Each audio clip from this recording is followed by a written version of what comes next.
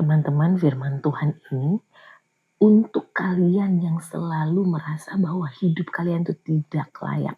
Oke, kalian wajib simpan firman Tuhan ini untuk kalian baca. Bila perlu kalian jadikan itu di alarm kalian, judul alarm kalian.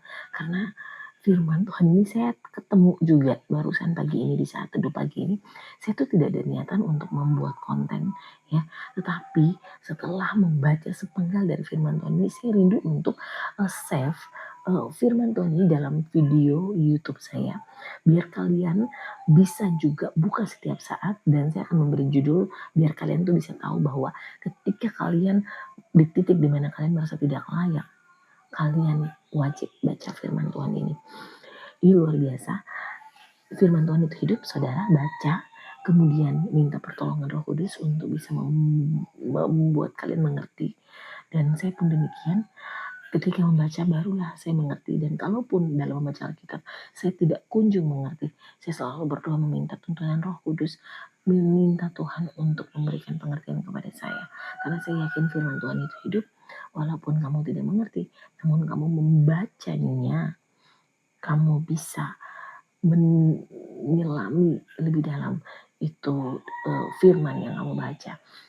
Firman Tuhan ini terdapat dalam Matius 9 ayat yang pertama hingga ayat yang ke 8. Saya bacakan. Judulnya, orang lumpuh disembuhkan. Sesudah itu naiklah Yesus ke dalam perahu lalu menyeberang. Kemudian sampailah ia ke kotanya sendiri. Maka dibawa oranglah kepadanya seorang lumpuh. Jadi ada orang-orang bawa seorang lumpuh kepada Yesus yang terbaring di tempat tidur, dalam keadaan terbaring di tempat tidur.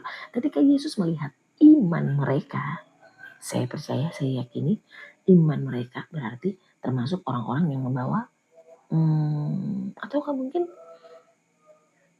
sepengertian saya, bahkan orang lumpuh ini mungkin saja dia terbaring tempat tidur, dia belum tentu punya niatan datang kepada Yesus, namun dalam keadaan kaku di tempat tidur, jadi dia dibawa oleh orang-orang ini, jadi ya mau-mau saja. Artinya, atau bisa juga orang lumpuh ini yang mengimani dan percaya bahwa Yesus bisa menyembuhkan dia, juga beserta dengan orang-orang yang membawanya.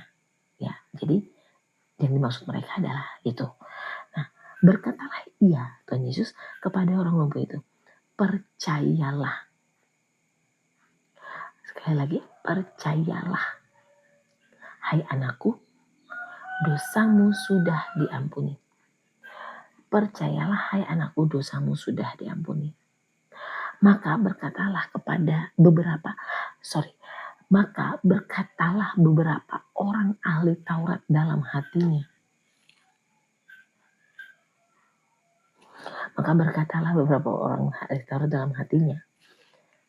Ia, orang ahli Taurat ini, menghujat Allah. Bayangkan, di dalam hatinya mereka menghujat Allah. Tetapi Yesus mengetahui pikiran mereka. Sekali lagi, tapi Yesus mengetahui pikiran mereka. Lalu Yesus berkata, mengapa kamu memikirkan hal-hal yang jahat di dalam hatimu? Teman-teman, bahkan memikirkan di dalam hati saja, Yesus tahu. Lanjut Yesus, manakah yang lebih mudah? Mengatakan dosamu sudah diampuni, atau mengatakan bangunlah dan berjalanlah? Tetapi supaya kamu tahu bahwa di dunia ini anak manusia berkuasa mengampuni dosa. Guys, jadi menurut Yesus, Yesus katakan ini sebagai bentuk pertanyaan kepada mereka, manakah yang lebih mudah? Mengatakan dosamu sudah diampuni, atau mengatakan bangunlah dan berjalanlah? Lanjutnya, tetapi supaya kamu tahu bahwa di dunia ini anak manusia berkuasa mengampuni dosa. Berarti bagi Yesus yang lebih mudah itu berkata bangunlah dan berjalanlah. Tetapi Yesus memilih perkataan yang lainnya, yang otomatis jika dibandingkan dengan bangunlah dan berjalanlah, perkataan ini tuh lebih rumit gitu. Yaitu, percayalah hai anakku, dosamu sudah diampuni. Karena tujuan Yesus adalah supaya kamu tahu, orang-orang yang tadi, bahwa ahli Taurat itu ya, bahwa di dunia ini anak manusia berkuasa mengampuni dosa.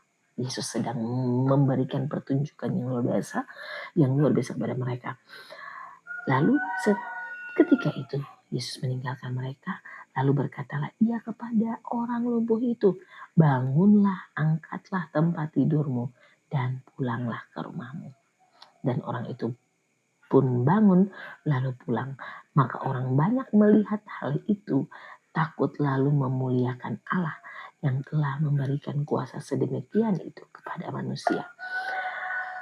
Saudaraku, teman-teman sekalian, di ujung dari firman ini, maka orang banyak yang melihat hal itu takut lalu memuliakan Allah. So,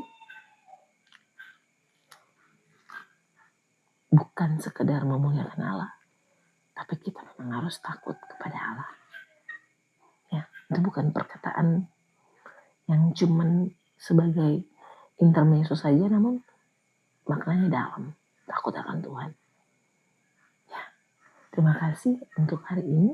Save video ini sekali lagi, karena ini warning bagi kalian yang mungkin dalam kondisi sedang putus asa, kecewa, dan sebagainya. Terima kasih, shalom.